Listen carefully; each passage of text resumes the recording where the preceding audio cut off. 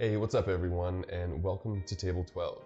In this episode, we're going to go over how to set up a food photography studio right at home.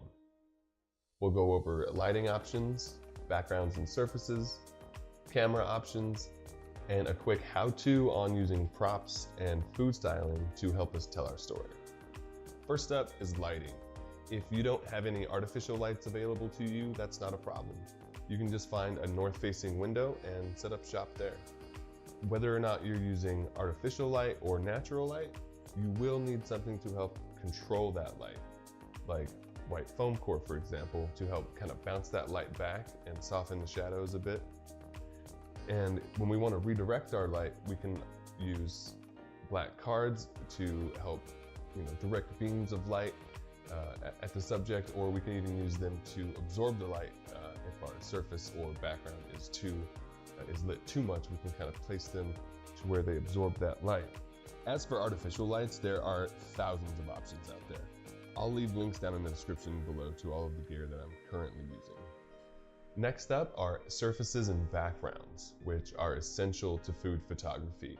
Now, you can make your own just using plywood, joint compound, and some paint. I'll leave a link in the description down below to a video that will go more in depth on how to do that. You can also use things you have around the house, like baking sheets, for example, are perfect backgrounds, and surfaces like cutting boards and the dining room table are perfect.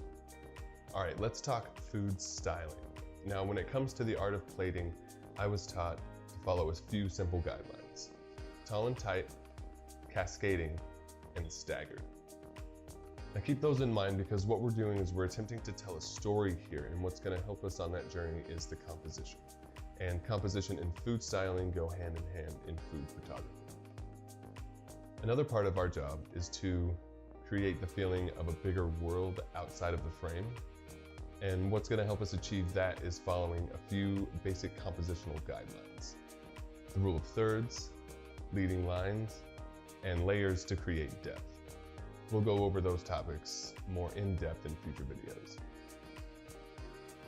Finally, let's talk cameras. If you're shooting with your phone, I suggest getting a GorillaPod for small cameras and phones to go along with your tripod. Adding a ball mount will give you more control over the perspective, like I've done here. Now, most phones these days can shoot in RAW, and RAW files record more data in the image, and that allows us more control over the editing in post. On a proper camera, we can go into manual mode and adjust our settings manually, but that's an entirely different episode. For now, let's just get the shot. Hey guys, thanks for watching. I really hope you learned something here. Don't forget to subscribe and hit the notification bell to stay updated, because next episode we are going to be making these beautiful Belgian Liège waffles. We'll see you then.